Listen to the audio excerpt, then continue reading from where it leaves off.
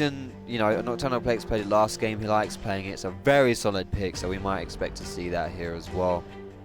And then maybe even get some priority pick on the mid lane if they want to lock in something like that. Someone like Ryze is still open.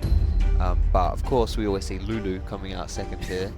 I think that's been generally that has been the second pick on their second rotation every single time today in 3 games that I've cast. It's there. That's stop doing this. Why do they do that? It's meta. Why are they doing that? That is ridiculous. All right, whatever. Week 6 meta. Lulu second pick. You know what? It's worked every single time someone's done it. So you know what? I should probably just shut up. But there it is. I don't know why. I'm almost ashamed that I've predicted that. But there it is. Chain logic, it like works out, hey. But I'm interested that Trilipe is sticking to the Ivern. Like I didn't like that personally. I don't think he did a great job on Ivern. His performance in teamfights, he definitely did his job. Root callers were hitting. Daisy was knocking people up. I just didn't feel like the pick itself was as influential as maybe some of the other champions he's played in the season. I feel like when you've got such a strong mid laner, you should pick up, in my opinion, a jungler that you can really play off of your. I don't think Ivern is that champion. Like, he's played Elise in the past. If you're looking for target CC, then Elise makes a lot of sense. Yeah. He's played Hecarim. He's played Rek'Sai as well. He's a very good Hecarim, actually. It's arguably his pocket pick. So it's surprising that he's not going for it. Obviously, his team and he believe that Ivern is the key to success. We are going to see a Maokai for GLB to round things off. This time, Delito gets to play Maokai, and a Misfortune locked in here for XL. Yeah, and then the Vrel ban, Talia, it's gone. That's a lot of respect right there. So they are. I don't know if they'll continue more mid bans here. I would expect to see some top bans out of GLB though. You might want to start targeting Tolkien down because you've already taken Shen, Camille, and Maokai and Jace off the table. Yep. So you can start taking the rest of the top laners off as well and make it really awkward for Tolkien as to what he wants to pick. I would expect Nautilus and Poppy banned here. Yes. We've already seen Nautilus, but you know Tolkien can perform just as well on Poppy. It's fine into Maokai as well, so that's what I'd expect. But from XL, they can ban whatever they want to ban really. More mid laners coming through is fine. But still, you know, Vrel can pick anything now. He can still pick Corki, Syndra. He can still pick Orianna or something. He's played a very, very mean Corki in the past as well. So I would expect a top here, but if XL prioritize that, knowing they have first pick on the red side here in the second rotation, so they could look for that Corki. Yeah, they could do that actually. Yeah, they could do that. But then again, you know, you just run anything into it. There's Poppy as well. So you just run like.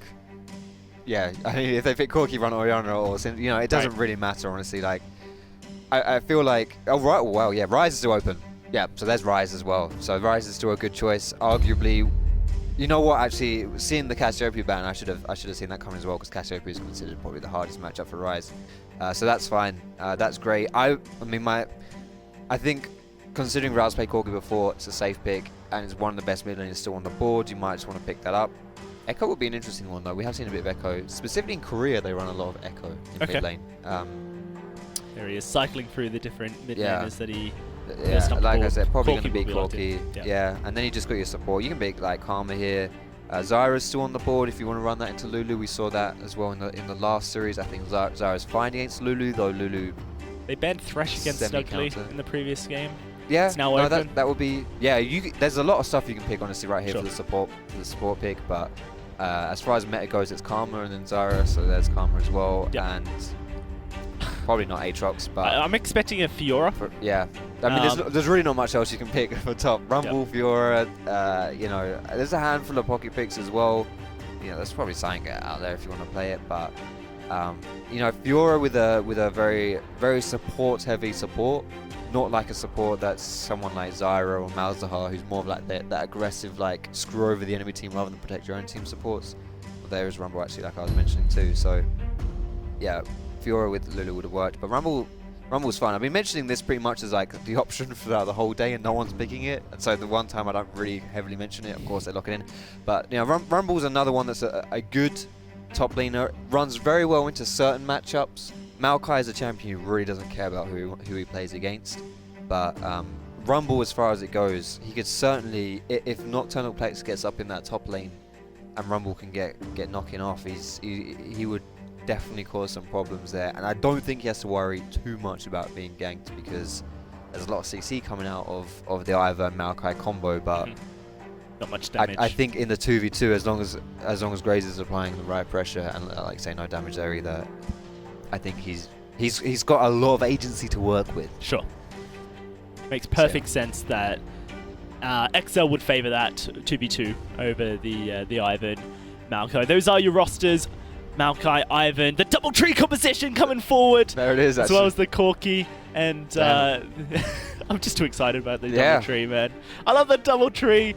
Shout out to Sinal, who admins every now and again over here at ESL, and me and him, we're the double tree bros. So yeah, well, I'm. Is it legal to shout out your boosts on stream, or? I thought. Yeah. Moving swiftly on towards it, guys. Make sure you follow ESL on social media. It's there on your screen. ESL UK on Twitter, ESL UK on Facebook, and you guessed it. No, you didn't. ESL UK TV on YouTube. We had to switch things up a little bit just to keep you guys awake. Make sure that you're paying attention. But it's time. It's time, Foxdrop. Game 2 of this series. A chance for GLB to play upset here against XL. But they would have to get a good start. They would. Real's done very good on Corki in the past. He's their best player. So if something's going to happen, that's what's going to happen. Well, let's jump onto the Rift, guys, for Game 2. Teams prepped. And so are we for the last matchup of tonight, Week 6. And we'll throw it over to Week 7 very, very soon. A week's time, in fact. Funny how that works. It's quite interesting. It's like things have been... Oh, wow. Is that really? All right, whatever, man. So that's 2 to me, 1 to you. I'm winning. I feel like that bar has been set very low. Or is that my fault? I don't know. It's possible. Anything's possible, man. I'll let you decide. Yeah, all right. I'll try and avoid too many tree puns. Knocked him down, chopped him up. Yeah, no, that'd be way too treesy. Treesy. Come on, mate. There, thank you. Brilliant. Yeah, you had that plan, didn't you? You know, my mind was racing throughout everything. You know, since you mentioned it last game, it's been my brain's been clogging in. How can I do this? How can I make a fool of myself? That's it, man. In front of the millions. Millions of people watching this stream, UK, if not billions. Billions. I hear that there's at least 7 billion people watching right now. Yeah. Cool. So XL versus GLB, and it's going to be a Krugs, not Krugs, sorry. Chickens. It's a bit unusual. It is a little bit unusual. You didn't used to see it that much, but the reason why people do this is because these chicken spawns are at level 2, and the way that the jungle mechanics work as far as experience goes is that if you are a lower level than the camp that you take, you get bonus experience from it. So it's done per thing that you kill, and it's a flat amount of bonus experience. So killing the chickens at level 1 gives you a crap ton of experience compared to killing them at level 2 if you take in another camp first. So a little bit of tiny jungle mechanic coming in there. And spotting out the Ivern invade as well means the Nocturnal Plex can run straight into the enemy blue buff and trade back that jungle steal. A lot of damage put towards Leto early on. Trilipe is now in the top side, can try and support his top laner, but of course Nocturnal Plex is up there as well. You know, whenever there's an Ivern in the game, the map is split vertically instead of horizontally. Yeah, horizontally instead of vertically. Yeah, so. In that first clear, definitely. But Nocturnal Plex did a good reaction. It was nice of them to put the vision down. If you're playing in the solo queue game against Ivern, you just ward the top side of your buff. If you don't want to start there, just ward it, and then you'll know if he invades you, and just, you know, you can just guess, you know, just start at your bot side buff and then go over to his bot side buff and take it. Pretty much exactly what Nocturnal did this game. But that's the safe bet, because you always get invaded on your top side buff. Ivern always does that. It's very annoying, but it's easy to play around if you know he's going to do it, which most Iverns do. So that's how you play against Ivern in solo queue. I learned by feeding really hard in like 5 games and getting very frustrated that Ivern was taking everything. I finally figured it out. The new man. That's what we were talking about. Here he comes, looking for Tolkien in the top lane. Has that shield, laying down the damage. The tree buddies looking for first blood here, but they have to be careful because fire against tree doesn't work. Tolkien trying to burn someone alive, but it won't happen. First blood goes to Trilipe, and that's the power of tree ship. That doesn't even rhyme. Doesn't work. That was awful. I forced it. Yeah, well, I mean, it wasn't, you know, we were talking earlier about how Tolkien didn't have to be too afraid to try like ganking his lane because not much damage, and you know, Nocturnal Flex should be able to return pressure. And as we're seeing the pressure being returned, this is something. Yeah, the level 4 double dive, but it doesn't work. It doesn't force a teleport out of Delito, so that's a success. They can stick around for the next wave. That this is going to stay and do it again. That would be the utter, the top ranking cheeky right there. But I don't think they're going to go for that one. It'll be a little bit risky, I feel like, at this point, especially at this level. Very hard to coordinate dives when you're low level. Taking a crap ton of damage, I believe, is the official term. Yeah, and speaking of that, Trilite trying to lay it onto Nocturnal Plex forces the flash out of the Graves. A shield is quite hard to burst through at early stages of the game. Yeah, you don't have too much damage to take down the tree just yet. Ivan obviously having the added benefit of getting a recall in there. Yep. But fighting against the Corki looks kind of scary. That's the blow the exhaust. Yeah, Civis is here. I don't think Trilite's... I don't think he's got that, honestly. I'm not going to lie. You can see, Civis is like, oh, you want to fight, mate? Come at me. He's baiting him into Vral, That's a good bait. That is a good bait. Yeah, Civis forces the flash, but Valkyrie forward, and that's going to be a second kill going to GLB early. I said that they needed a good start. Foxdrop, this is certainly one. No, absolutely. And, you know, I thought I was watching Trilap, I was like, I know he's low, but you do realize what champion you're playing, don't you? And it was, you know, he had it all planned. It was really nice for Vral to stay around, and yeah, as soon as that second combo came down onto Ivan and he started having that flashing red health bar, you knew Rise was going to burn something to try and get that, and so that was really smart right there, and a really nice attempt at setting up a freeze here. We'll see. Now, Maokai's going to have to play quite up here to try and defreeze this by chucking all, there you go, as he's doing. Would be an opportunity for Graves to come and gank him at this point, because obviously he's going to have to overextend to break this freeze, but... Level 6 hit. He is level 6, and Graves is just doing good equalizer as well, but Nocturnal Plex is nowhere to be seen, so it's a 1v1. Yeah, that... Bit more communication on that one, I feel like, would have been nice. He was doing Krugs for the longest time. I know it is warded in that tri-bush, and Tog could have communicated that. He probably has communicated that, but still... Yeah, I mean, you can lane gank that. He's not got a flash. It's... got to lay down the red carpet. It is what it is, you know, so I feel like a bit of a missed opportunity there, but at least he killed the Krugs. Trilap's here. He is, and Nocturnal Plex is just recalled, so again, no flash on either top laners, so that means no flash on Rumble either, and Rumble just uses ultimate, which is a pretty good escape tool, so we'll see if they have the damage for this play. Looking for it, Twisted Advance goes in, and that Maelstrom going to do so much damage to Tolkien as soon as it does pop. That should be another kill going GLB's way. Trilite going to find his second in there, and Tolkien not really respecting the tree buddies here. No, definitely not. I mean, that was a very simple kill. I mean, they have a lot of crowd control, so when I say, you know, do they have enough damage, they don't need damage because they just like lock them down and there it is. To be fair though, honestly, Maokrai does a crap ton of damage at this level. I mean, he just one combo onto that Rumble and he's pretty much on half health, so he does have the damage there, and obviously once you get your ultimate, it's even more damage. But I do feel like Tolkien at some point here will reach a level where he can just turn on these guys, and it's going to be a little bit scary. So if the equalizer is up, that fight just goes a completely different direction. Yeah, I think so as well, and it's just whether or not Nocturnal Plex decides, okay, let's try and make a play together in this top lane, or you do your stuff top, I'll take Fire Drag, which I think is a fine trade, honestly. Fire Dragon or Infernal is a very important dragon to take. So you can tell GLB are putting priority on it based on the ward coverage that they have already in that river bush. They've got, you know, 2 wards in the entry points to the jungle to spy out whether or not Nocturnal Plex may be heading into the river, as well as that control ward in the pixel bush. So it shows that GLB are wary that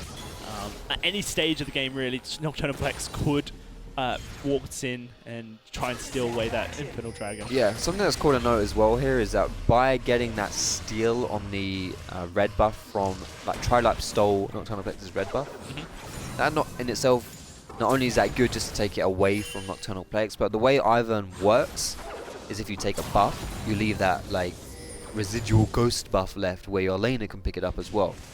And that's exactly what happened with Rao. Rao now has red buff. So not only did he take that away from Nocturnal Plex, but he gave it to Rao as well, which is nice. I think Rao likes that, basically. That's going to be a advantage Rao for sure in that mid lane. He's got double buffs now. Pretty nice. This is the kind of stage where Rise starts holding his own against someone, can really start laying down damage with the combos. Definitely. And eating into the health bar, so having that extra damage from the red buff certainly going to favor Vrao here. Yeah, it looks like it's bullying Zivix under the tower here. Oh, Joker hasn't caught out. Wildgrowth goes down, but he's going to be rooted up. No, doesn't quite. So the Curtain Call will just go straight into Ux. That's going to be the ultimates used there. Yeah, that's good. Good bullying by GLB. I'm honestly, anytime a play happens, I'm just looking at the minimap thinking Nocturnal Plex. Where are you? What are you doing? He needs to start making plays or be around or trying to influence something somehow, because I'm not to say this is all his fault. His teammates are the ones kind of getting pressured upon, if I can even say that. It's not good English, but you know, they're the ones who are creating these disadvantages. Sure. But he needs to either be there to influence the plays in some way, or when something happens somewhere, like when Trilite goes top like this, what you gonna do now, mate? Are you gonna make him play bot side, focus dragon, or you're just gonna keep farming jungle like you've been doing, and then recalling it, but you know, when your team's fighting? So, I mean, he's got his war enchant now though, and graded war enchant feels good compared to not having it. So he might be able to just like flick a switch here and say, okay, I want to do stuff. Maybe that was his quota for doing something, his criteria, and he's just hopped over the wall. So making his way towards the bot side. Could be a potential gank happening. Bullet time, collateral damage, lots of long-range ultimates, but oh, hello, goodbye. Tolkien just falls down. Nocturnal Plex trying to force something. He knows he needs to make a move, but he's not got a team, and he's going very low. That's going to be a flash over by Jokeris, and the heal will not keep you alive, Rapstar. And so that will be the kill going on over. Trade across the map, and Dolito going to have to force his teleport to try and keep this turret alive. First turret blood still available for one team. That's why the teleport's used. Currently GLB rushing it down in the top side. It's going down for sure. It looks like it should go down. They got that Triforce going, the red buff ticking. And that should be first turret blood going to GLB in just a second's time. Yeah, if only bullet time hurt towers. Right. Then you might have that one, Joe. But yeah, first blood tower down to GLB here. I feel like that was... I feel like Nocturnal Plex was making somewhat of a desperate play in the way he executed the spot lane play here. It worked out quite well. I have to give credit to Zivix for roaming down at a nice time as well. But you do have to feel like, well, maybe the safer play there was this dragon. Yeah. And I feel like he's feeling the pressure here of stuff's happening and I'm never involved. I need to make something happen. You know, I don't know. Is he ghosting the stream? Was like forced to burn his flash to flashing over a wall for an auto attack. You know, like, yeah, it was. And so it does make things slightly hard if that flash isn't available for the next team fight. Corki slowly but surely heading towards that Triforce level 11 power spike. And this Drake is just going to be secured by GLB. Currently, they've got the momentum. They're 2,000 gold up, 4 kills to 1. You don't want to lose that. You really don't want to lose that if you're XL. You got Vrao snowballing and he's playing Corki. He likes Infernal. I mean, who doesn't like Infernal, to be fair? But he really likes Infernal. And yeah, I mean, to be fair, another reason why it would have been great for XL to get it is because, are they going to be diving this up, or are they just pushing Dolito does look like he is going to be forced away. Once more, they're just trading turrets here. But this only favors like GLB, really. If they're continuously making the proactive plays, they sent the men to the bot lane first. They got the damage down on the bot lane turret first, so they're going to take the turret first. Yeah. And they can continue pushing because they have momentum. It forces XL to have to recall here to make sure that their tier 2 turret in the bot lane doesn't fall. Maybe they don't complete the recalls, maybe they just send the Rumble down and try and bait GLB into believing the recalls happen. But currently it feels like GLB are making the proactive plays and XL are kind of just playing their game. Yeah, and that is a little bit troubling if you are XL, just because you need to win this game. I mean, obviously, you don't play any game trying to lose, but yeah, nerves might start getting to you because you know Eminem just won their series, and you know if you don't beat GLB here, then you play Eminem next week, and you have to win 2 games. You have to beat them in both games, and you must argue that being able to beat M&M is going to be harder than beating GLB here today. So if they can't pull out the victory today, then that's pretty demoralizing. Not only does it put them in a bad spot as far as the standings are concerned, but just, you know, if you can't even beat GLB, they're not a terrible team, but you know, if you can't beat GLB, how are you going to beat a better team? Right. And that might play onto their minds a little bit. But having said that, this game is not over by any means. Obviously, it's just, yeah, not. Maybe it's just because they stomped last game. You know, it just seems like they're playing so much worse. But it's not the early game they wanted here whatsoever. No, it's GLB finding their feet more than anything in this series, making sure that they're playing to a standard that they're much more happy with. Delito spotted by that control ward, but he doesn't care. They're trying to rush down the wave here to get a push onto this mid lane turret, of course. The Corki can take turrets so quickly with those Sheen-empowered auto attacks. Has that Triforce, has level 10. Ooh, but has forced away. Not quite level 11. Tolkien was flanking with Equalizer, so has to be respectful of that damage that comes down from the Rumble. Yeah, a little bit ballsy there. I think Rao was positioning himself a little bit too far forward to try and get some extra poke off. Because obviously, if you can poke people while you're taking the tower, then you get it for. Okay, I'm not sure what that wild growth was about, but you know. They wanted to fight there, and obviously you expect the wild growth to come out after some poke because then you get the heal. GLB are going to try and execute on that mistake though. Curtain Call going down. Nocturnal Plex is just going to have to flash away. Heal used by Jokerism as well. And flash from Rumble. Tolkien had to flash, so a lot of summoners burnt for no good reason. Yeah, and you know, all GLB used there was the Jhin ultimate and Rao's exhaust. Yep. So yeah, definite win for XL, but we'll see, because Rao's now gone top side to clear a minion wave. Delito's now gone bot side to clear a minion wave.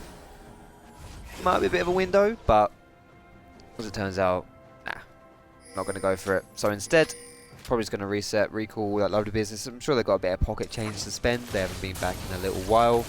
But it does seem to be turning into a little bit of an Aram, so we'll see who comes out on top.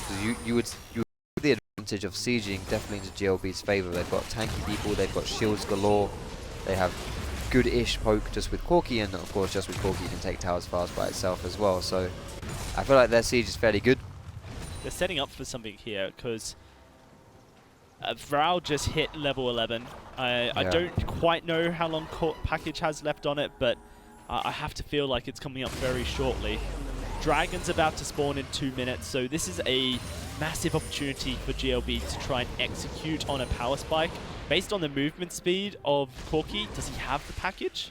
I think he does, and so this is GLB's opportunity now to try and force something against XL. They have that Curtain Call respawning, package on Vrao, level 11, Triforce, and this mid lane turret will be the focus for GLB. Just going to tank up that turret, start knocking down those minions so that they can do the damage. Rise isn't there just yet, so... Yeah, Tolkien looking for a flash, a teleport, I guess, behind them. There are some great wards in the lane, but XL aren't going to execute, they're just going to let it go. And so that's the map open, Outer Ridge taken for GLB, and they can now move wherever they want to.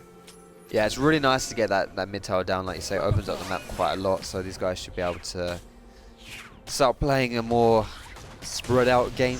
Looking for the Rift Herald here though. Again, not really a great target, honestly, on GLB's side for this Rift Herald, but at least you take it away from XL again, because I think it's similar with the Infernal Dragon.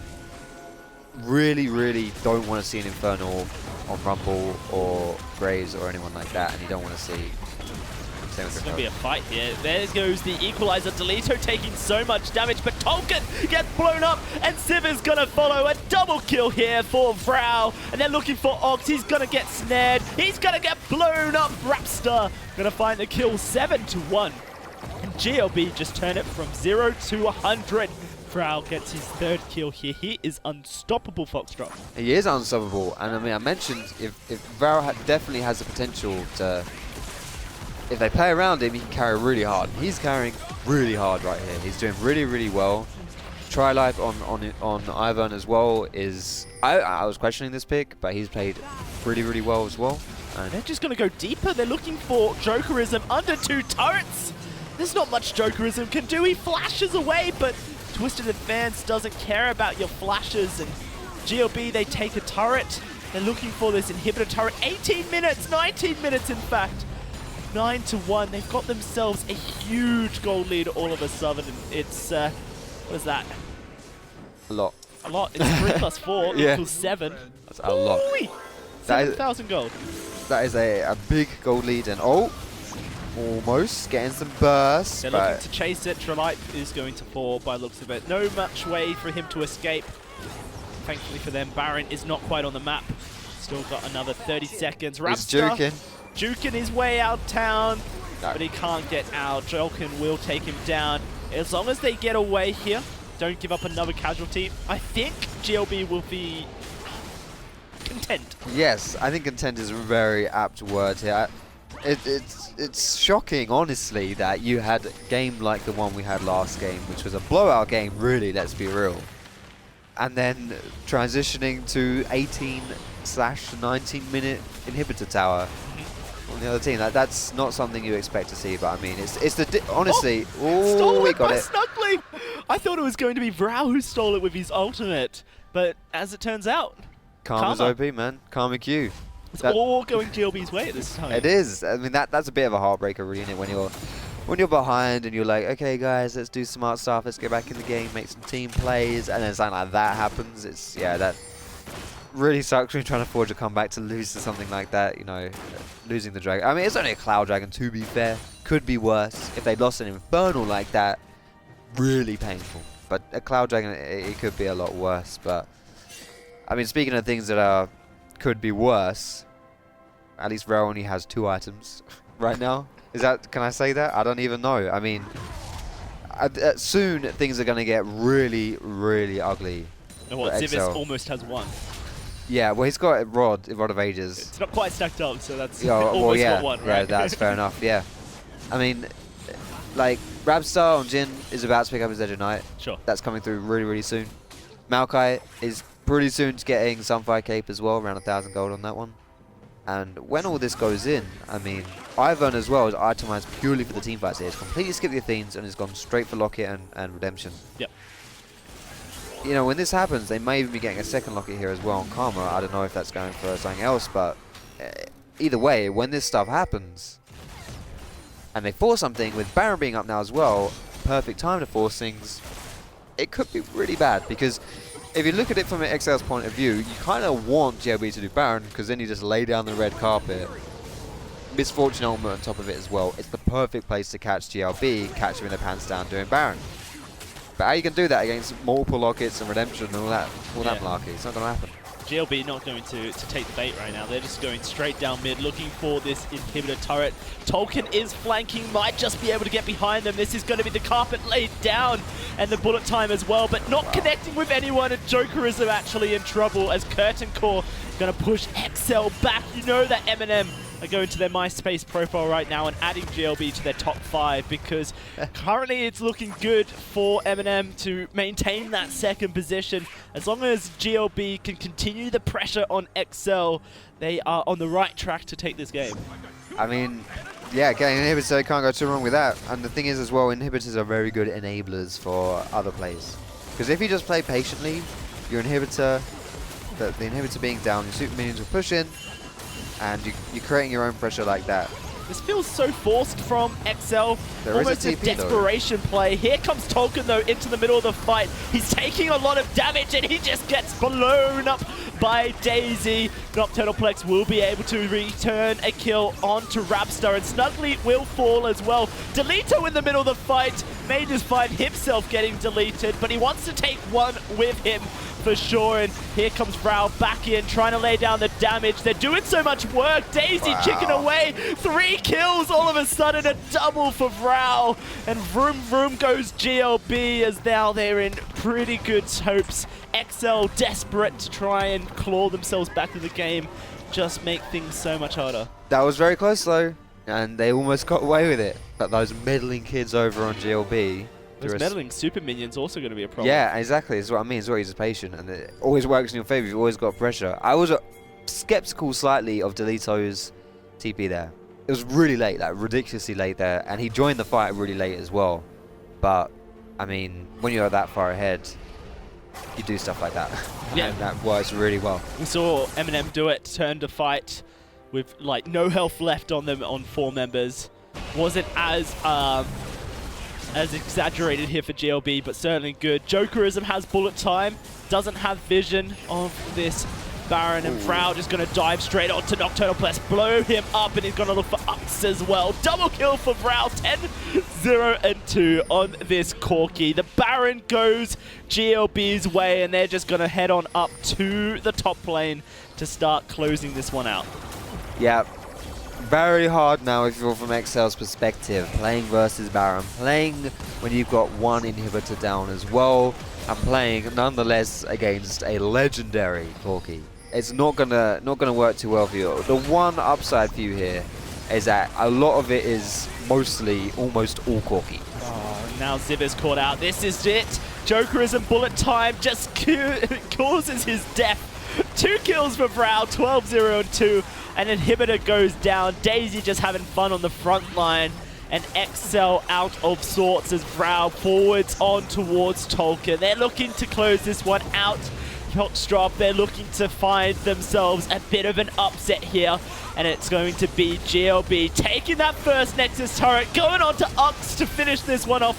Rapster finds a kill of his own. They did shut down Frau, not a flawless game, but it doesn't seem to matter. GLB tagging down this Nexus here, slowly but surely getting themselves a victory, or not. They lose the carries, it doesn't matter. I think this should be it. The Super Minions will do it, and GLB tie the series 1-1 with XL. Wow, we were not expecting to see a game like that after the previous one. That was crazy. I'm pretty sure XL won in almost a similar time as well. That was crazy to watch, and really early plays getting Frau ahead. Started this all off. Trilite with some really nice plays to begin with was really good to getting that snowball going. And then once you're certain distance ahead, you just force things and things always go in your advantage. So like that there, Maokai, it's not, I would argue, not the best optimal play to TP like 10 years late, but it works and they mop it up and boom, that's it. GLB taking strats out of my flex queue. The Tree Buddies win another game yet again. And this means so much, Foxtrot, as far as next week is concerned. XL losing that series, it's going to put a bit of a hamper on their mentality, because next week they do have to play against Eminem.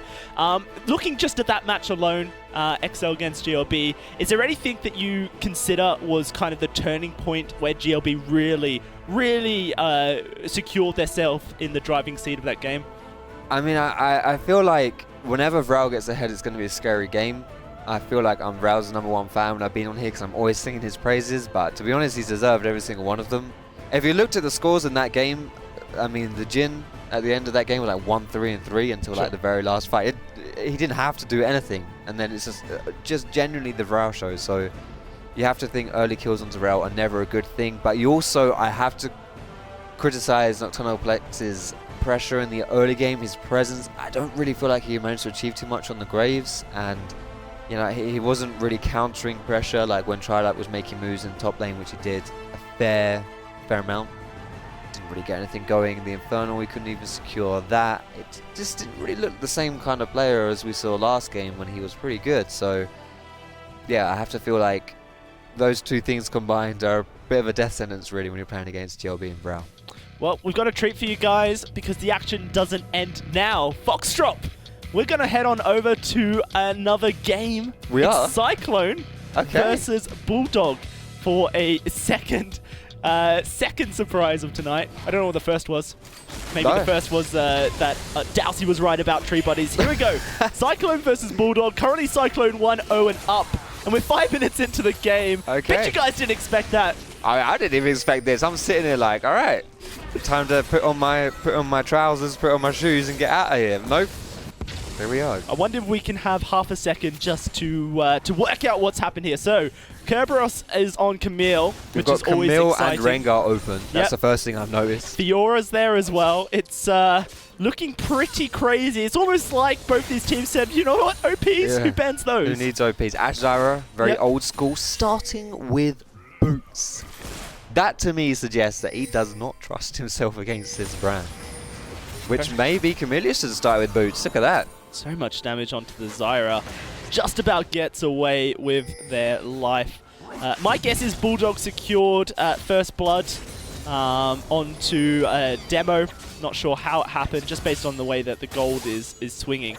Yeah, it looks like Demo must have gone top and... Or attempted to invade the Rengar and found a fate. And Jet is... That's probably just a top lane gang or something. I don't even know. Possible. Very possible. In fact, it's probable if you consider that Kerberos also has a kill and it's on to Fox. Yeah. So, yeah, no. It's probably a 2v2 of some description, but first blood's over to... I don't know, actually. Yeah, whatever. There was a first blood in this game. But I've secured seen, by a team. Yes, a player got first blood in this game of League of Legends. I've seen Kerberos play Camille before. And what did you think? He played versus Fiora and he didn't have the best game. Okay. I feel like, yeah, either Kerberos is not as comfortable on Camille, or people are just very happy to run Fiora into Camille, which we've seen so much in the Prem. People love running Fiora into Camille, and Forks is a very good top laner, and he's a very good carry top laner as well. He loves playing these carries, so he's not very good on tanks, but he's very good on carries. And you'd have to think... the kill here. The challenge has been issued. Yeah. Kerberos hasn't hit level 6, so can't lock them in. In fact, wouldn't want to lock anyone into a ultimatum there. No, definitely not. I think he wanted to turn down and run on that one. And he's got the first blood and he's struggling. So we'll see. You would think if something was going to happen, that would be it. But big shout out to all the people who have tuned in from IM as well. Welcome to some League of Legends here in the UK. Bulldog versus Cyclone. We're closing out our UK season, and as we do so, Jet going to find a kill there onto Berserker here. Cyclone currently 1-0 in this series. Both these teams have no chance of making it to our spring finals, unfortunately, so they're currently playing for positional advantage. And both of them are quite next to each other. In fact, with the win, Cyclone ties place with Bulldog, putting them in a tied position. So both these teams would be looking for a victory here to make sure that they maintain their lead on the scoreboard. yeah, and it seems as though Bulldog being 1-0 down, they've done quite a good job of picking the counter picks this game of Fiora into Camille, considered quite a hard counter, and obviously in bot lane, Brand into Zyra. Now we all know Fire beats Growl. So picking Brand into Zyra, that's got to be it, right? It's got to be the free win. How'd you lose with that? Yeah, it's hard, isn't it, when you see this OP pick of the Camille in the top lane. You expect things just to go smooth sailing from there. But he's going to face check the Graves. You don't want to face check a Graves top lane. No, you don't. Because that's what happens. Just going to blow him up. Jet, he's looking for the return kill. Flashes, but doesn't get the jump. And now he's going to go back on it. He's looking for a kill. Jet, Red he can Smite. get them. He's got it. He's got it. The Red Smite comes through. Will he go for a second is the question. Will Demo give him the opportunity? Not likely. I love watching Jet. He's such an intense jungler, but in the bot lane, even more intense stuff happening as kills traded back and forth. Looks like it may be an advantage going over to Bulldog, as Fax will secure the kill onto Camillus there, making Bulldog the victors of that trade overall. Yeah, that was nice. It was really funny to see Jet in the top lane there. He wasn't sure what he wanted to do, and then suddenly he realized, wait, I'm pretty sure I can do some work here, and that's exactly what he did. The Red Smite, last ticker Red Smite, feels good if you get the kill on that one, feels terrible if you get killed on that one. So I'm sure Kerberos is a little bit sad over that, but generally speaking, pretty worse to see your bot lane lose a trade in the 2v2 as well. So I'm sure overall with that play there, that's not really what Cyclone wants to see. I mean, I'm not a Cyclone player, I can't tell you for sure, but I think dying and then seeing your teammates die is somewhere on the scale of things I'd not like to see. Top analysis, Foxtrot, right there. I'm That's why I'm here, man. going to agree with you there. I think dying yourself and then watching your teammates die is probably a bad thing. I can't think of too many scenarios where you would be favoring that scenario. Maybe you've just secured yourself a Baron and you keep a couple of the buff onto, a couple of members, so you're like, okay, it's not too bad, and you're thinking, yeah, okay, that was worth. So that would be one scenario. Sadly, no 8-minute Baron spawns yeah, sure. this game, so Might be a bug on that one, not sure. But a bug, yeah. Either way, feels bad when you leave the Scuttle Crab on 1 health and have to chase after it as he runs away from you, or she runs away from you, I believe, technically, as my stream chat's always saying. He and she. There's a male and a female on opposite sides of the map. That is But ridiculous. they can never find each other. Oh, that's very... You're making that up. That's too heartbreaking to be true. What the hell? I thought surprise law, man. League of Legends law is not a happy thing. Oh, well, that's probably true. Is it happy if it doesn't exist? Or? Oh dear. Kerberos going on to Forks here. Challenge dished. Jet diving in. Jet looking for the kill, and he will find it with a red buff. Looked so easy for the Rengar here. 4-0-0. Currently has 60% of his team's kills. I think I found something worse than dying to the red smite. Dying to it twice. Yes. I think that's pretty bad. To be fair, Rengar also had the red buff there, but yeah, especially when something's like quite... Whenever you die to something that's just really close, it's so frustrating. And Kerberos must be feeling that this game. He must be feeling just irritated, you know, annoyed when he just died. Oh, is that something? No, that's not something. Fair enough. When a squishy support gets rooted by CC, you're thinking, something's happening. But no. Not going to happen this time around. Nothing going here. It's Archie's currently got a whole level advantage over Camillus here. He only just hit level 6 on the Zyra, so no Strangle Forms available at the time of the root means that Cyclone weren't really looking for an engage. Maybe now that they have Camillus at level 6, they wait for the Enchanted Crystal Arrow to come back up for Berserker to go in. But it is a fight, and oh no, Berserker is done. Vax just going to chase this one down. Has to try and avoid any CC. In fact, he doesn't, because Camillus just going to flash away instantly. That is another kill going over to Bulldog here. 7-3. They've got themselves a 4,000 gold lead. And considering they lost the first game against Cyclone, they are certainly fighting back. Going to happen bot as well. Kerberos in a bad position. Will Forks go in? He knows that Forks is there, but it isn't enough. Hookshot is great for mobility, and he just gets out. That's a silly ability. It just gets like 10,000 range, and he's out of there. Crazy stuff. What I was going to mention about that top lane fight in the 2v2 there, with the AD carrying supports going off, is that Camillus did not have his exhaust. So if you're playing the 2v2 fight, depending on how the bounces of Brand's ultimate goes, if you don't have an exhaust and the bounces go against your favor, you will not win that 2v2.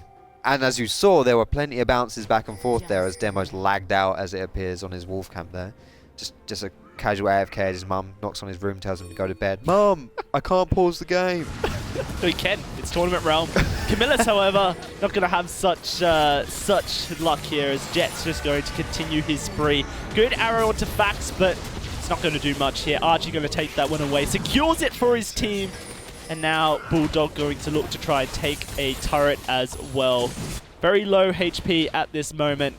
We'll have to see whether or not they will be able to grab it. Here's something that's interesting to note as well. Whenever you have two OPs up against each other, usually you would expect, as we see Archie obliterated and deleted off of the map, as Graves tends to do nowadays. Very strong champion if you meet someone up against the wall. Throw out your combo on them, blow them up instantly, and Archie, sadly for him, was on the receiving end of that one. Rise being out there. He's going to piece on out. Oh, it goes back in. Rippy looking for the highlight play, and he's going to get it. Bratek gets completely taken out, and now Kerberos is going to come in. Issues the challenge, but it gets riposte. And Kerberos is going to have to just walk away. This grand jeweless of Fiora decides when she wants to fight. And when she doesn't want to fight, as we saw there. That was... Yo, Rippy, mate, I know you can't hear me, but I respect you for that play. That was cheeky defined. That was brilliant. You know, he thought, the enemy team thought, Cyclone thought, Oh, Forks goes a little bit too deep. Does get away. They can turn this Bulldog if they land the damage onto the right person, and Flasher's going to have to be burned. Here comes Jet looking for a kill, looking for an engage. That's a scary sound. It is a scary sound, but I'm not sure it really means anything at this time. Jet's going to cycle around, but there's nothing really he can do here. No real target, so he's just going to have to take these chickens in frustration. Yeah, not too much going there. It was a little bit of a window perhaps, but yeah, it's all good. You can't do anything too much. You want to force that, it's fine. It does force everyone away from the turret. It does. Which allows for Bulldog to look to try and take it. Not quite going to secure it just yet. Bradtech takes down Demo in the jungle. A lot of balls there, so you can kind of imagine how that one went. Yeah, I wonder what buttons Syndra pressed. Maybe in that ultimate button. Flash from Fax. The arrow not going to connect, but he's forced to burn a summoner. This game is all over the place at the moment. It's crazy, and games like this are the best to watch because they're just so hectic. And it's great to see team comps like this in the meta that we're seeing right now, when metas don't necessarily favor tanks as heavily as they have done in the past. Yes, of course, you still see the Maokais and the Poppies top lane, but you still have people like we're seeing here, like Camille, like Fiora. And it's great to see these going up against each other because it's always so volatile. So many more plays are made. So many more teams can throw just by, you know, the fact that they don't take 10 years to die because they're playing an invincible champion that takes 31 Nexus Tower shots at the end of the game. Not that that would ever happen. Kerberos. I don't think he can do it. Forks just pieces on out. Demo's like, hey guys, I'm here to party.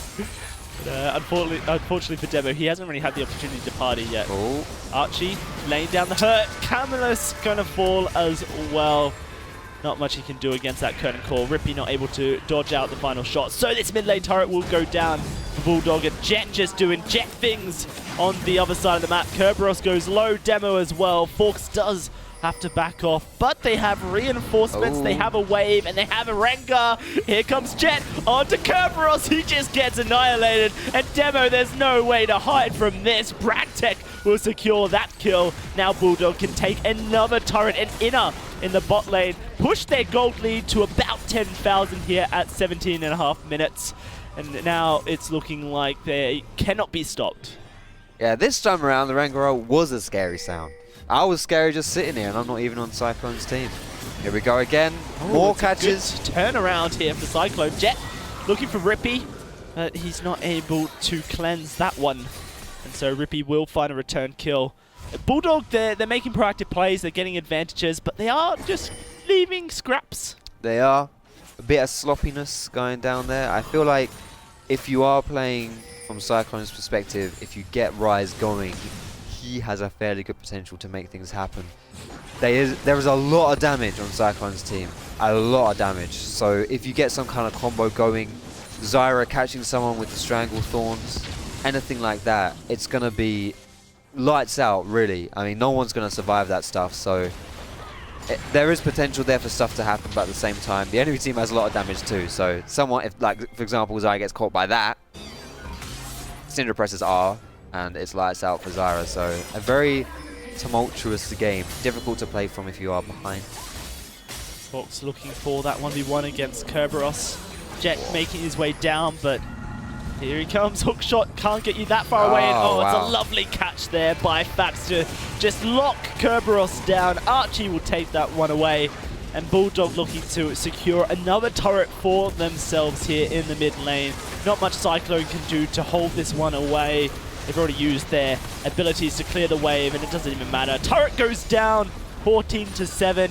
That 10k gold lead almost there for Bulldog, and a Drake ready to be taken if they want to. Yeah, it was a bit unfortunate for Demo there. He used his ultimate over the wall to try and clear out the minions, but he's like level 10 3/4.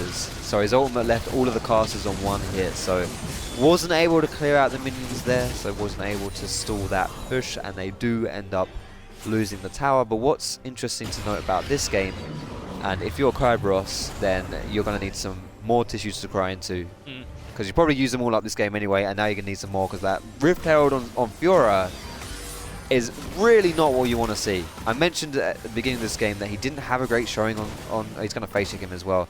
Yeah, look at this. Forks truly wanting to get into Hades. Are you sure about that one, my friend? He just gets completely repulsed, but now the Grand Challenge is there, and there's backup coming. Kerberos just trying to buy time. Here comes Rise, well warp, but it doesn't matter. He falls in the end. Forks now trying to hold on. Jet coming in, and he goes straight onto Berserker. Off cam, but he dies nonetheless. Forks will lose his life, but it is a 2-for-1 trade in favor of Bulldog, and Kerberos once more on the grey screen. You know how players watch VOD reviews of other, you know, like replays of games and good players and stuff to see what they can do to adapt their game. I recently had a 1-8 Camille performance when I was playing, and I can't help but feel like if Kerberos is watching other Camille players to learn from them, you may have accidentally picked the wrong replay. I feel like I'm watching deja vu here. He goes in way too far ahead there and just dies. You know, like it's not even worth it, really. I mean, I know he's got backup, but they're so far away that you're going to die. There's no way you don't die in that situation if you go engage on the Fiora. It's just, I just don't feel like watching this guy play his Camille that he really has a great understanding of how the champion works. It's not looking convincing, certainly. No. There's a 2-level lead there for Forks. Huge experience advantage. Bulldog have full control of the map. They've got that Rift Herald on Forks as well, which means that there's not much Kerberos can do when it comes to trying to duel the Fiora anymore. And now with that Ocean Drake, Bulldog are in a great position to just, you know, engage fights, peel back, heal up, engage fights, peel back, and just continue chipping away at Cyclone.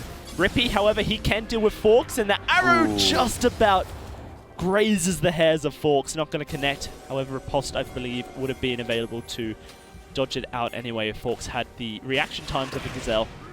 Yeah, I mean, I feel like in this draft, the choice was to trade the Camille for the... Oh, this is a fight on all angles. Archie in trouble. Rippy takes damage. Good. Demo lays down the hurt. 2 kills go Cyclone. Bulldog, they bit off more than they could chew. Now they're going to get put on the kennels. Kerberos may join them, but he's going to get away. The 3-headed puppy, and now it just leaves Forks left in the middle of a fight he did not want. That is 4 kills going to Cyclone, and they do not lose a single person. That's good. I mentioned before that these teams both have an incredible amount of damage, so coming back into games like this, it can be very volatile, very tumultuous. And we saw as well, right at the beginning of that fight, Bradtech blew his ultimate onto Rise and didn't do any damage. He did like 40% of his health, which is not what you want on Syndra's ultimate. You want to be able to combo that to really pressure someone and at least take them out of fight, if not just instantly blow them up. So for Cyclone to really soak up that ability, that is a lot of damage off the table, and then really nice turnaround fight for the scope of the game now. That's good. They needed something like that. They got something like that. They might need 2 or 3 more of them, but it's definitely a step in the right direction. Definitely what Cyclone wants to see. And it might just be that little inch they need to turn the game back into their favor. They know that Bulldog are prone to getting a little bit cocky, moving up a little bit too far, taking fights that don't favor them and positioning poorly. So with that knowledge in mind, Cyclone will certainly be looking to try and keep vision up where possible to try and pull off another play like that. You can see them doing it right now, protecting their control wards, making sure that Bulldog just don't get stuff for free. Yeah, exactly. It's not just so they can set up plays of their own. Oh, Bradtech doesn't quite have an arrow hit his face. Close. He's got cleanse up as well though, so it's going to be a turnaround. The Realm Warp to get everyone out alive. Oh no, Kerberos got left behind, but they go straight into a curtain core. They are able to get out of it. Kerberos, unfortunately, couldn't quite hook shot into the Realm Warp. Jet, though, still dives in, gets 1 kill. Camillus there loses his life, so a 2-for-1 trade in favor of Fox Bulldog. is doing it work, Bob. Yeah, look at him. He's just hacking away at this tower. He's got it good. I mean, I have to think that Jet dove in there to trade the Zyra for him. I don't think that's worth it. That keep everyone in the one position though for quite some time. Allows Fox to lay down a little bit of extra damage onto the turret. Demo is not going for Hexstring connects, is he? Does he know that Hexstring and Sterek shields don't work together? It could be Edge of Night. Like he could be going for that, but I think. I mean, yeah. I'm assuming he knows that the shields don't stack. They used to, and that was nice. That was a nice time, but arrow onto Archie here. Archie is going to go very low. Strangle Fawns goes over onto Bradtech. Archie falls. Bradtech will be able to fall back to safety. Camillus burning away. Yes, it is. Deathfire Touch will secure the kill onto Vax. And so a 1-for-1 trade once more. Yep, that's a nice trade back.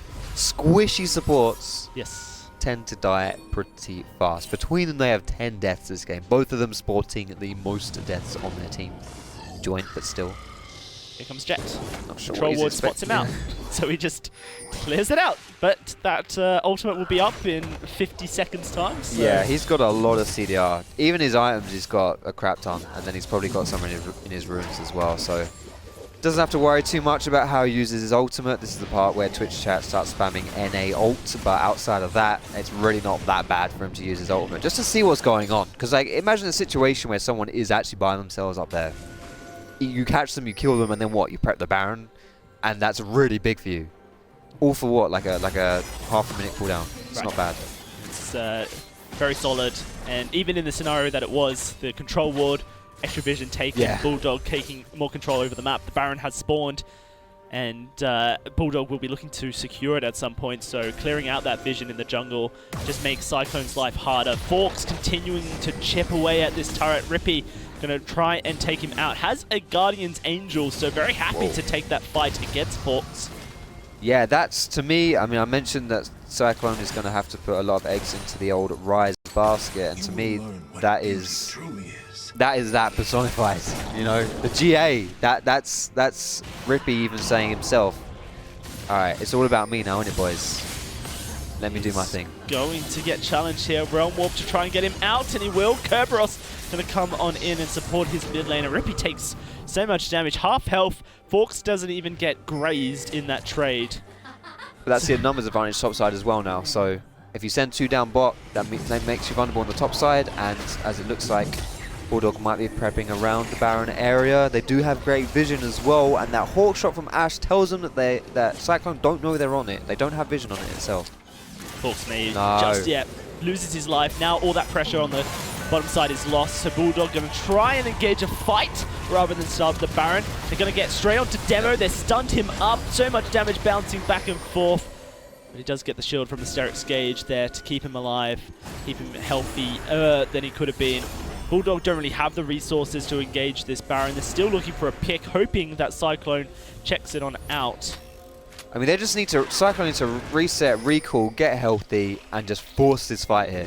You've got the numbers advantage, it's the best opportunity to do so. Jet's going in, Edge of Night popped, he goes straight on to Rippy. Rippy flashes away, a double stun coming through, and that's going to be 2 kills. Going on over to Cyclone. Bulldog were 2 ham there.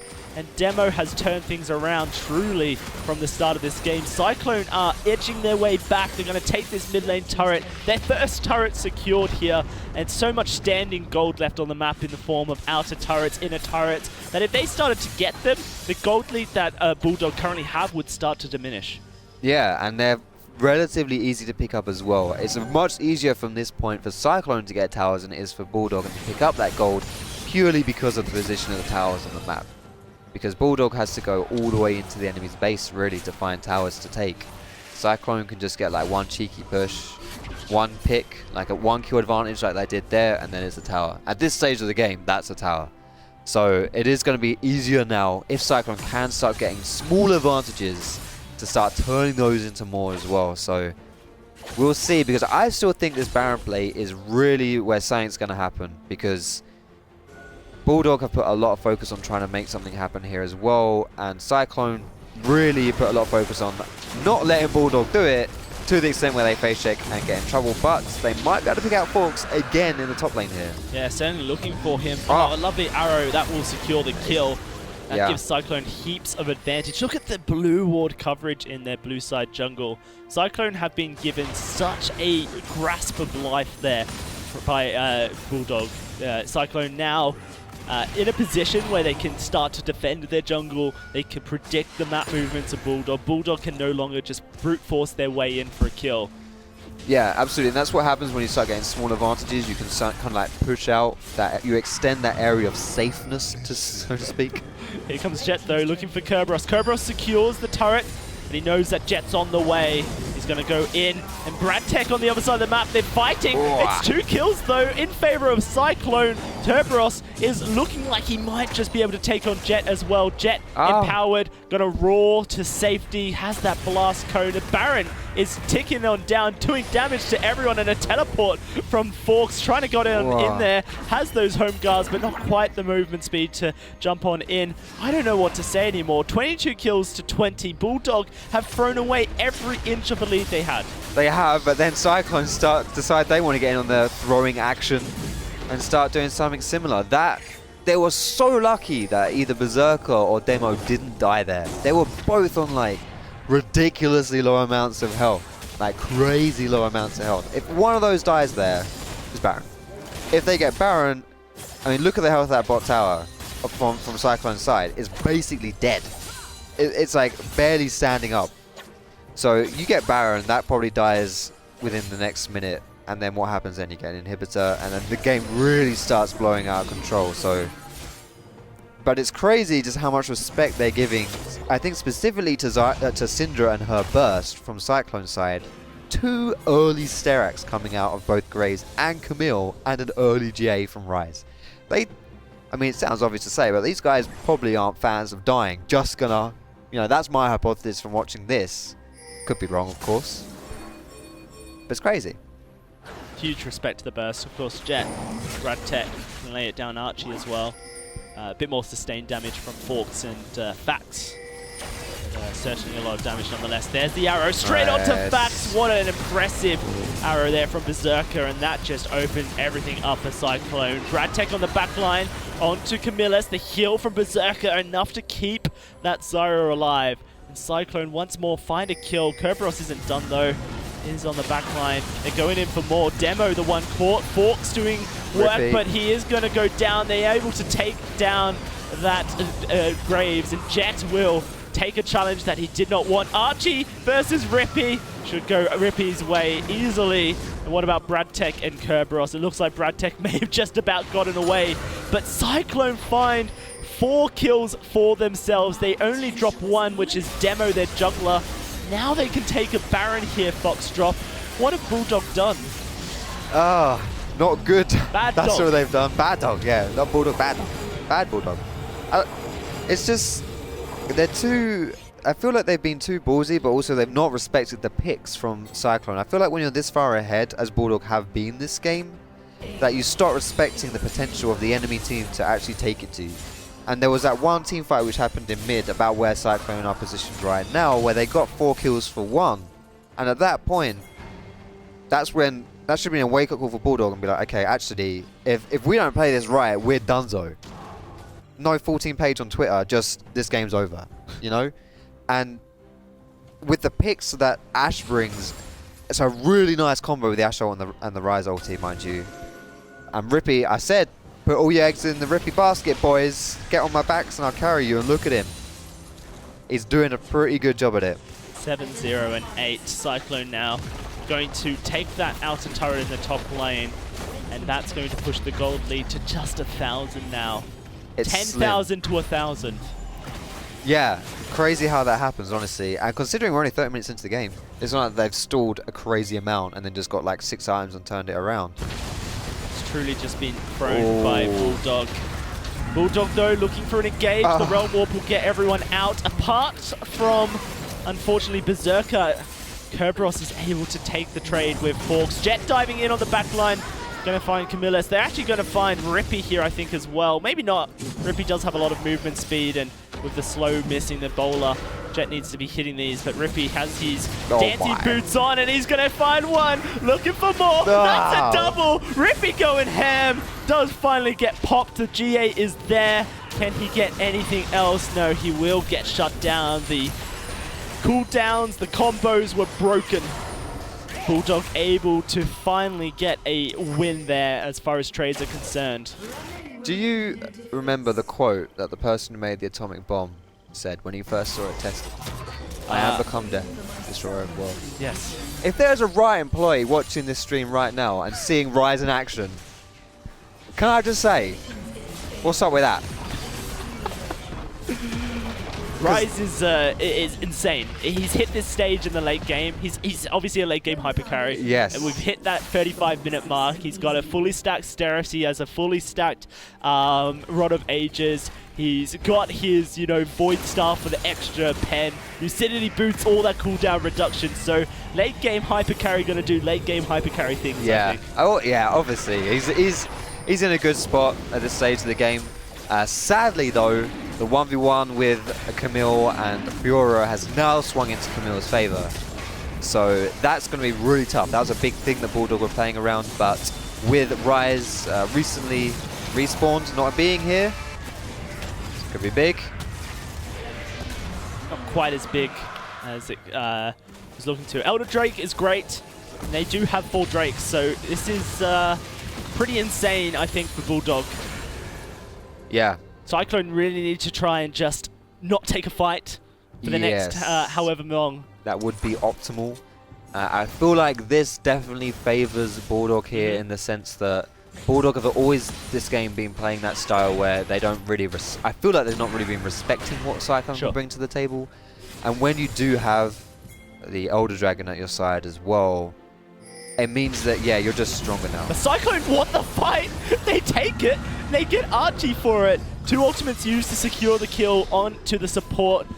And Bulldog now trying to find a return. They still do have that Elder Drake, 4 Drake stacked up on it. They can't quite get in there. Cyclone once more, a sliver of an opportunity, a 2x2 inch window, and they peep through it. They grab Archie and pull him right in. There it is. I mean, yeah. Is it really 2x2 inch at this point? Not or anymore. Is it just, considering how this is happening all the time this game? Sure. The Ash Arrow didn't even need the Rise at that time, I don't think. Or maybe they did. I don't know if that's a cooldown or not. But either way, it doesn't matter. You catch Prem with the Ash ult, he's donezo.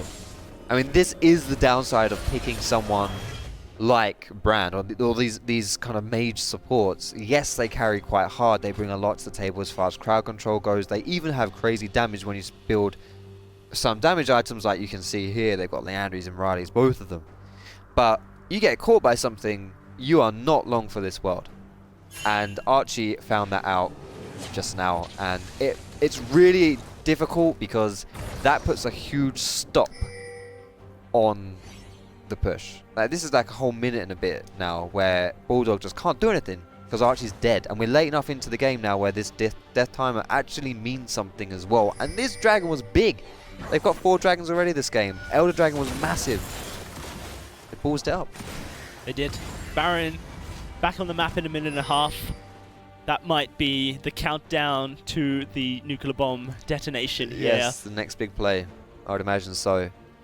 We'll see if someone can get caught in the upcoming, as it tends to happen, solo queue style. Sure. Baron spawns in 10 seconds. Oh, let me just face check everything to go water. I'm dead. We'll see if that happens again. This is what happened last time when they secured Baron, so we'll see if they can keep doing it. They've been doing it a lot this game. Forks looking to try and find Kerberos, or maybe just hiding out to make sure that this wave is constantly pushing into the inhibitor.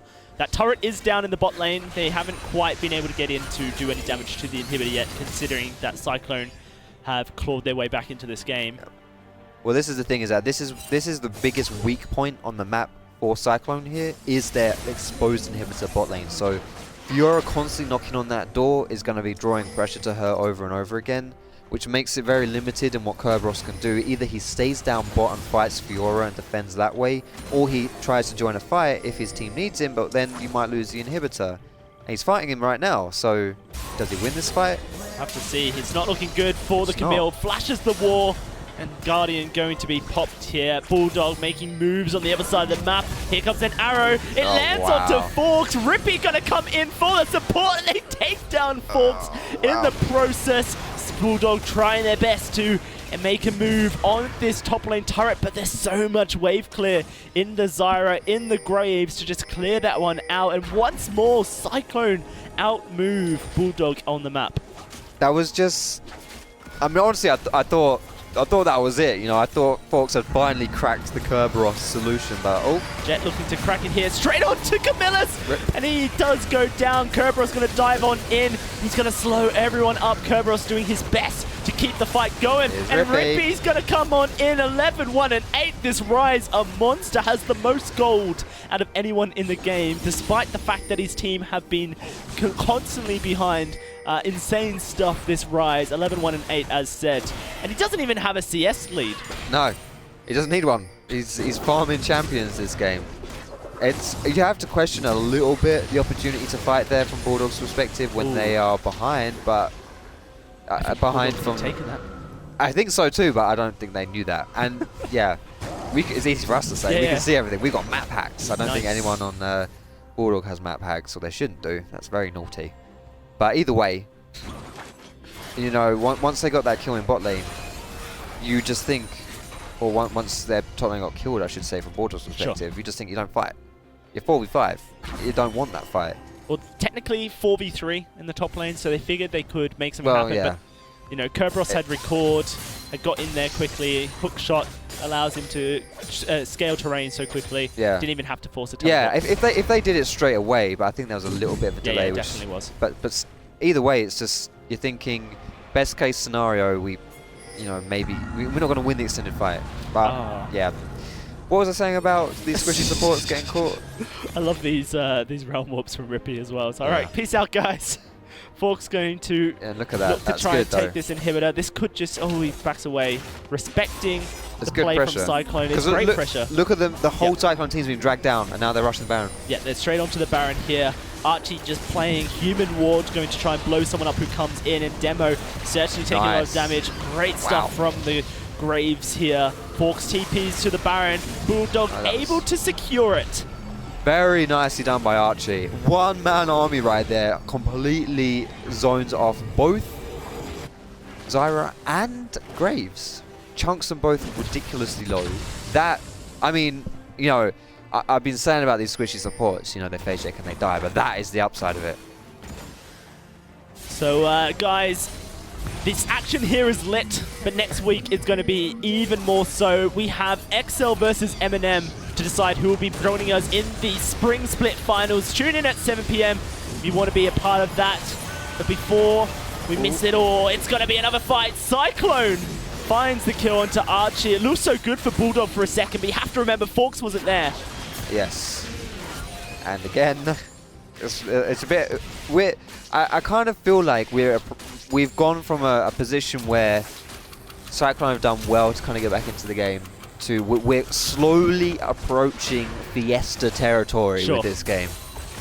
You know, exactly. We need some kind of like soundtrack for this one. I probably shouldn't say that because our sign guy will actually find something to play. Yeah, he's looking. He's looking, right? I can see him. He's searching. But there it is. All right. It's the... Oh, goodness.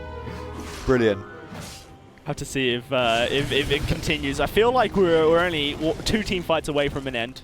Yeah, definitely. I mean, at this point, this game's been ridiculously destructive in itself. You know, explosive in the way it's been executed, and stuff just happens, and then, you know, a Baron goes down. Like here from Bulldog, they got Baron, and like exactly like you say, team fight's gonna happen.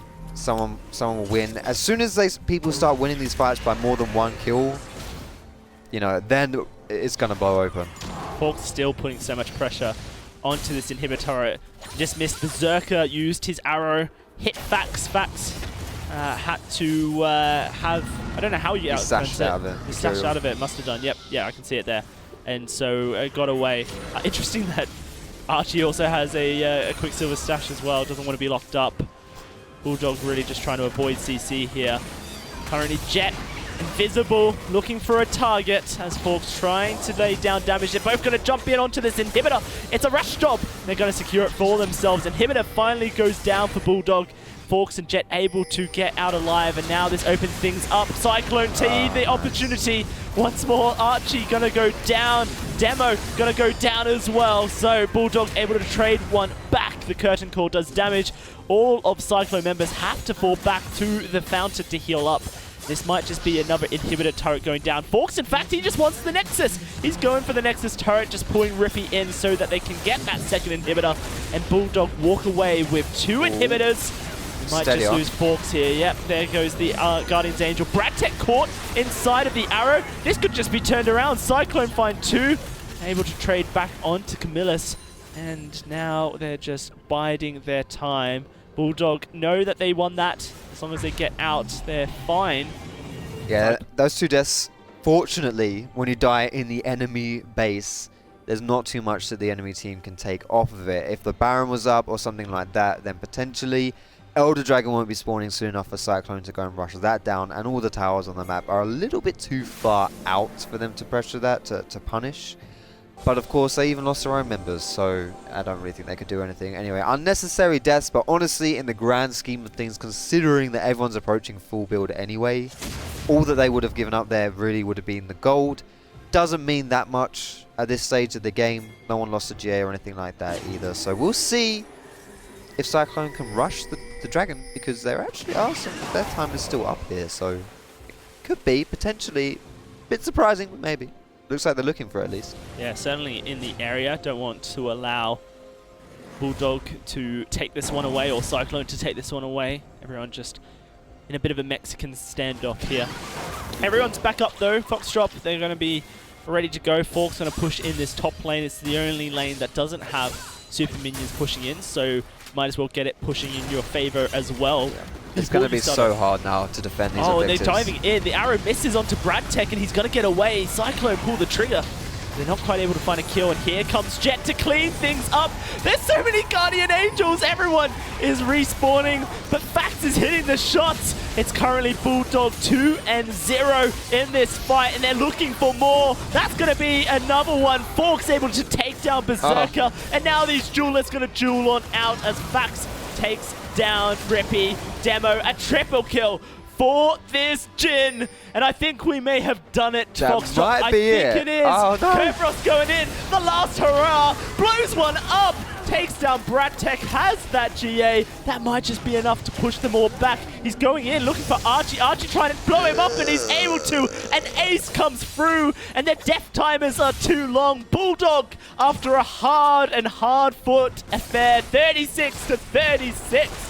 At 47 minutes, are able to take down these Nexus turrets, take the game. More importantly, they tie up the series 1-1 against Cyclone.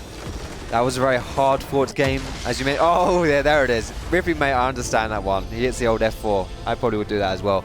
But that was a, you know, Rippy would play an outstanding performance on that Rise. This was the cheekiest play of the game right here. Look at that. Even flashes out the stun from Syndra. Beautiful stuff. But so many fights back and forth here. This was the first big fight where Cyclone started turning it around as well.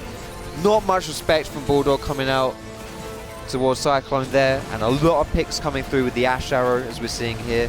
Even the Ash Arrow into Rise combo, but Ash Zyra has been picked for a long time for good reason, and here we see the beautifully balanced and designed champion that is Rise in League of Legends. The one-man army that was Rippy this game, but sadly, not quite enough to fill out the victory. Bulldog with a very, very hard game it was today. But eventually,